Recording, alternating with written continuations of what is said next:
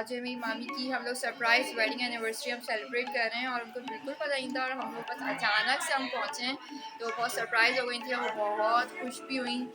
और वैसे ही छोटे मोटे सरप्राइज़ अच्छे लगते हैं, बहुत मज़ा आता है। बस ये है कि आप केक कटने वाले हैं।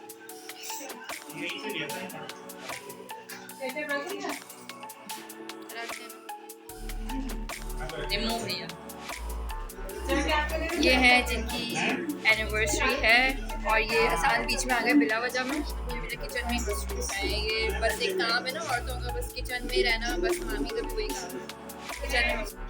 बस अचानक हमारा प्लान बना था, वो हमारे साथ हुआ कुछ यूँ कि मुझे रोज़ाना तो याद था, लेकिन जब एग्जैक्ट वो डेट आई तो मेरे जहन से बिल्कुल निकल गया। तो बस इसी वजह से हम कोई ख़ास अरेंजमेंट नहीं कर सके।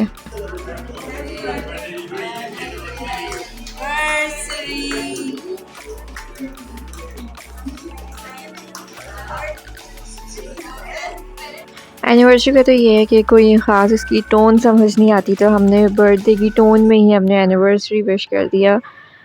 ओकेजन कोई भी हो, लेकिन ये सरप्राइज़ गैदरिंग जो है बहुत ही इंटरेस्टिंग होती हैं और ये एक मेमोरेबल भी होती हैं। जो है मतलब बहुत अच्छा लगता है कि आप अचानक से अगर आपकी कोई चीज़ किसी ने याद रखी है और आप उसको सेलिब्रेट कर रहे हैं तो बहुत मज़ा आता है। और यहाँ मेरे मामू बिल्कुल भी नहीं चाहते कि केक ख़राब हो। होता है ना जब आप केक कटिंग के बाद आप सबको जो है केक खिलाते हैं नॉर्मली, तो वो नहीं चाहते कि केक में हम लोग चम्मच डाल डाल के ख़राब करें। तो उन्होंने एक स्लाइस सबसे पहले एक प्लेट में अलग कर लिया, उसके बाद हमने सबने केक एक दूसरे को खिलाना स्टार्ट किया। या हमारे सडन सरप्राइज़ से मामी और मामू बहुत ही ज़्यादा खुश हो गए थे माशाल्लाह। अपनी शादी से पहले मैं जॉब करती थी तो इतना ज़्यादा मेरा जाना आना नहीं था। इवन मैं बहुत सारे जो फंक्शंस थे वो भी मैंने जो है वो छोड़े हैं, क्योंकि मुझे जॉब पे जाना होता था, तो मैं इतना सब कुछ हर फंक्शन वगैरह मैं अटेंड नहीं कर पाती। लेकिन अब ये है कि शादी के बाद से मैंने हर जगह जाना शुरू किया है। शादी के बाद से मुझे ये चीज़ रियलाइज़ होना शुरू हुई है कि रिश्तों को जोड़े रखना बहुत ज़्यादा ज़रूरी है। और पता है जैसे जैसे हम बड़े हो रहे होते हैं तो जो हमारे बड़े हैं उनको हमारी ज़रूरत मज़ीद बढ़ जाती है, क्योंकि जब हम बड़े होते हैं तो हम सब अपनी लाइफ में बिज़ी हो जाते हैं, अपने कामों में, जॉब्स में। जो है हम अपनी लाइफ को मेंटेन करने की कोशिश करते हैं, उसको मैनेज करने की कोशिश में हम भूल जाते हैं अपने बड़ों को। जब हम छोटे थे तो यही बड़े थे जो हमारी एक एक खुशी का ख़याल रखते थे, हमारी किसी तकलीफ़ को नज़रअंदाज नहीं करते थे, हमें कभी अकेला महसूस नहीं करवाते थे।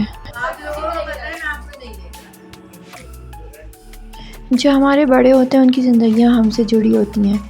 जैसे कि हम जब छोटे होते थे तो वो हमारी एक एक चीज़ का ख़याल रखते थे, लेकिन जैसे ही हम बड़े होते हैं तो हम उनको भूल जाते हैं और हमें तब भी सिर्फ़ अपनी ही चीज़ों का ख़याल रहता है।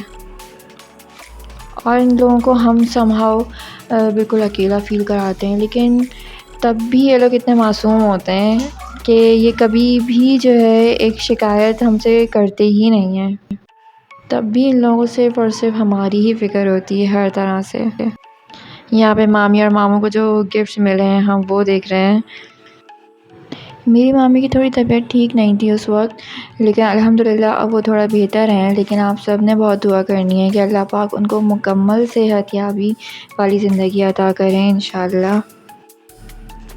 कैप्चर मैंने यहाँ पे हर मोमेंट किया है, लेकिन यहाँ पे लाइटिंग की वजह से थोड़ा जो है थोड़ी क्लियर वीडियोस नहीं थी, लेकिन फिर भी मुझे यही था कि मेमोरीज़ हैं, मेमोरीज़ को मैं मिस नहीं कर सकती, इसलिए इसको मैंने तमाम वीडियोस को कंपाइल कर दिया। हमने केक कटिंग भी की, हमने डिनर भी किया, हमने साथ बैठ के बहुत बातें की, लेकिन हमने ग्रुप फ़ोटो तो ली ही नहीं। तो इस वजह से बस हम सारे गिफ्ट्स वगैरह रख के और साथ बैठ के हमने यहाँ पे जो है कुछ मेमोरेबल मोमेंट्स जो हैं अपने कैप्चर किए। आज का व्लॉग बस यहाँ पे मैं एंड करती हूँ और दुआओं में मुझे याद रखिएगा। और एक आप सबसे रिक्वेस्ट है, जिसने व्लॉग देखा और सब्सक्राइब नहीं किया है तो प्लीज़ सब्सक्राइब कर लें। मिलते हैं नेक्स्ट व्लॉग में, जब तक के लिए अल्लाह हाफ़िज़।